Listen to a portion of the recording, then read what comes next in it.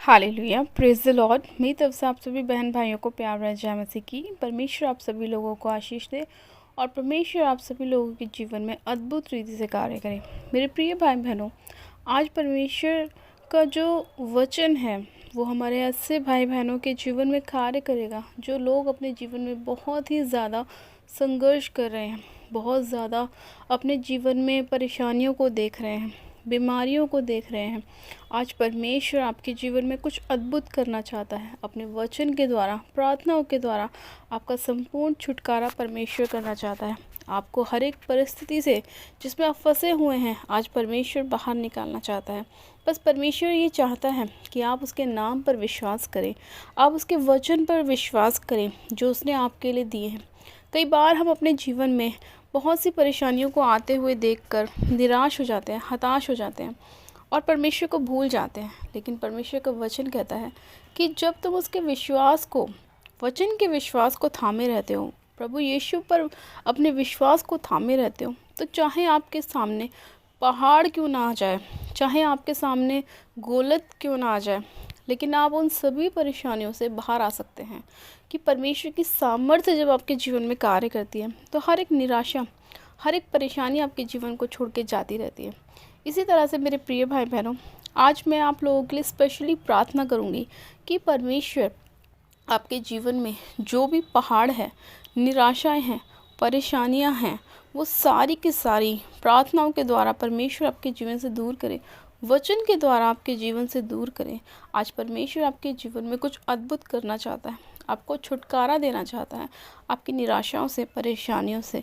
तो मेरे प्रिय भाई बहनों, आइए हम एक वचन को पढ़ते हैं। वचन को पढ़ने के बाद हम प्रार्थनाओं में चलेंगे ताकि परमेश्वर आपके जीवन में संपूर्ण छुटकारे को लेकर आए। हालेलुया।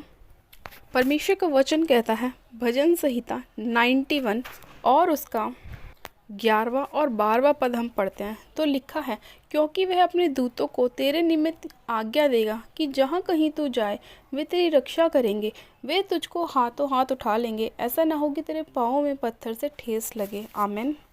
मेरे प्यारे भाई बहनों, परमेश्वर का वचन कहता है कि वह अपने दूतों को क्या करेगा, आपके निमित्त, आपके लिए आज्ञा देगा कि जहाँ कहीं भी आप जा रहे हैं वहाँ पे परमेश्वर आपकी रक्षा करे। और फिर वचन कहता है कि वे आपको अपने हाथों में उठा लेंगे, कहीं ऐसा ना हो कि आपके पाँव में क्या लगे, पत्थर से ठेस लगे।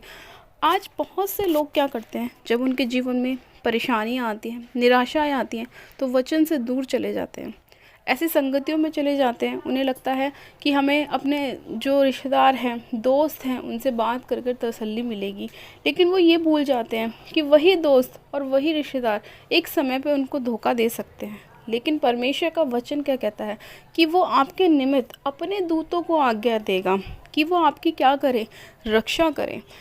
आप परमेश्वर को मौका दीजिए मेरे प्रिय भाई बहनों, आप परमेश्वर को मौका दीजिए ताकि वो आपके जीवन में कार्य कर सके। जब आप मौका नहीं देते तो वो आपके जीवन में कार्य नहीं कर पाता। वचन तो साफ कहते हैं कि वो अपने दूतों को भेजेगा आपके लिए, आपके आगे आगे चलने के लिए वो अपने दूतों को भेजेगा ताकि वो आपको हाथों हाथ उठा ले, शैतान की कोई भी युक्ति आपके जीवन में कार्य न कर सके। लेकिन ये जब ही होगा जब आप वचन को मानेंगे, उसके वचन पर विश्वास करेंगे कि हाँ पिता, तेरा वचन ये कहता है। आज लोग क्या करते हैं ना, वचन को पढ़ लेते हैं लेकिन वचन पर मनन नहीं करते, उसको अपने हृदय में नहीं रखते हैं।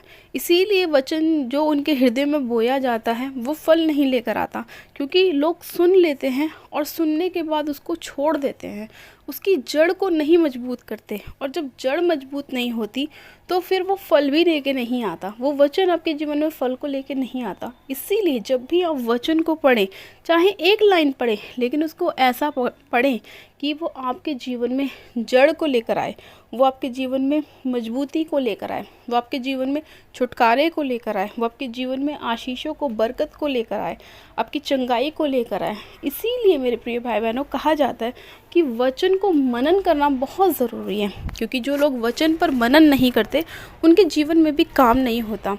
आज हम बहुत से लोगों को देखते हैं जो एक ही घर में होते हैं, लेकिन एक भाई के जीवन में बहुत सारी आशीषें हैं लेकिन दूसरे भाई के जीवन में कोई आशीष नहीं है। कारण यही है कि एक भाई, दोनों ही मान लीजिए क्रिश्चियन हैं, दोनों ही मसीह हैं, दोनों ही बाइबल को पढ़ते हैं, दोनों ही वचन को पढ़ते हैं, लेकिन एक इस तरह पढ़ता है कि वो उसे अपने अंदर ग्रहण कर लेता है, और एक इस तरह पढ़ता है मानो कि वो एक पुस्तक की तरह पढ़ रहा है। लेकिन काम वचन तो दोनों के जीवन में काम करना चाहिए ना, लेकिन वो क्यों नहीं कर रहा? क्योंकि एक उसको अपने अंदर ले रहा है और एक बाहर ही छोड़ दे रहा है। एक के जीवन में आशीषें ज़्यादा हैं और एक के जीवन में कुछ भी नहीं है, और फिर लोग परमेश्वर पर शिकायत करते हैं कि प्रभु उसके पास इतना है, मेरे पास क्यों नहीं। लेकिन लोग ये नहीं देखते कि जो वो दे रहा है, वो बो रहा है, क्या वो आप दे रहे हैं, क्या वो आप बो रहे हैं? जो इंसान समय को अपने लिए समय को परमेश्वर के लिए बो रहा है, क्या आप उस समय को परमेश्वर के लिए बो रहे हैं? जब एक व्यक्ति परमेश्वर के लिए अपने आप को अलग करता है, तो परमेश्वर भी उसके लिए अपने आप को अलग करता है। तो आपको ध्यान रखना है कि अगर आपको परमेश्वर से अपने जीवन में कुछ आशीषें पानी है, तो आपको इस संसार से अपने आप को अलग करना पड़ेगा। उन जीवन की चिंताओं को छोड़ना पड़ेगा जो अन्य लोग लेते हैं, कि हम क्या खाएंगे, क्या पिएंगे, क्या पहनेंगे, क्या ओढ़ेंगे, कहाँ जाएंगे। परमेश्वर कहता है कि इन सब बातों की चिंता करने की आवश्यकता आपको नहीं है, क्योंकि मैं ऐसे आकाश के पक्षियों को भी खिलाता हूँ जो ना तो बोते हैं, जो ना उगाते हैं, लेकिन फिर भी मैं उनका पेट भरता हूँ। तो तुम तो मेरे बच्चे हो, जिन्हें मैंने पैदा किया है, जिनके अंदर मैंने जीवन का सांस फूंका है, मैंने तुम्हें अपने हाथों से रचा है, बनाया है। तो मेरे प्रिय भाई बहनों, विश्वास करें कि वो हमारी हर एक ज़रूरत को पूरा करने की सामर्थ्य रखता है। सिर्फ हमें विश्वास करने की आवश्यकता है।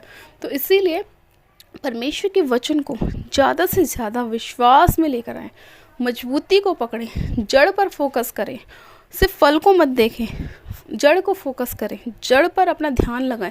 जब आपका बेस मजबूत होगा तो आपकी इमारत भी मजबूत होगी।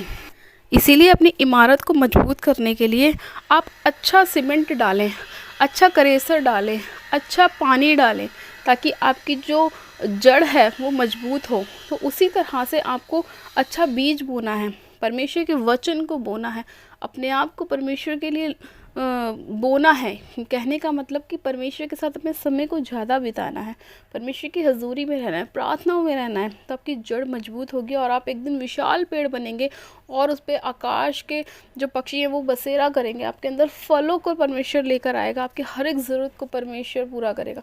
तो अपने आप को ऐसा बनाएं कि सामने वाला भी आपको देखकर परमेश्वर की महिमा करे। हालेलुया।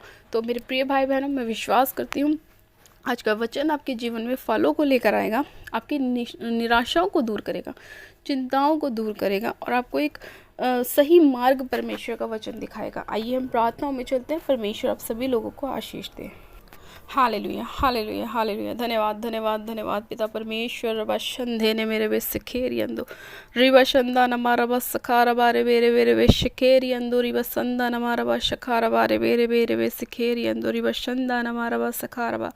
ओ सब पवित्र परमेश्वर, मैं आपसे प्रार्थना करती हूँ प्रभु, हर एक जन के लिए मेरे परमेश्वर, जो इस समय मेरे प्रभु इस आवाज़ को सुन रहे हैं परमेश्वर, तेरे वचन को सुन रहे हैं, तेरी वाणी को सुन रहे हैं परमेश्वर। आप हर एक जन के हृदय को खोले मेरे परमेश्वर, अपने वचनों के लिए मेरे प्रभु। आप हर एक जन के हृदय को खोले मेरे परमेश्वर। आपका अनुग्रह एक एक जन के ऊपर होने पाए, एक एक भाई, एक एक बहन के ऊपर होने पाए मेरे परमेश्वर।